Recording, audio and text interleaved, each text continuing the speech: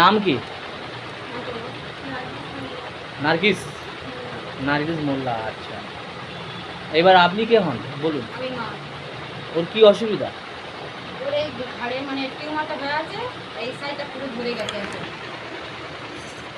Tumour দেখি। আচ্ছা, এটা কতদিন থেকে এরকম টিউমারটা হয়ে আছে? 7-8 বছর হয়ে গেছে। 7-8 বছর।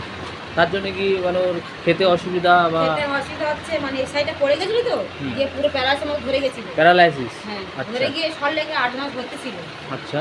তারপর থেকে ওই খাওয়ানোর পর থেকে ব্যায়াম করে একটু সেরে উঠেছে, হেঁটে মানে চলাফেরা হালকা করতে পারে, কিন্তু এমনি নর্মাল ভালো করতে পারে না। ওই একটু হাঁটুক দেখি, কেমনভাবে হাঁটছে দেখি, নয় ওপারে থেকে আস্তে আস্তে যাবে,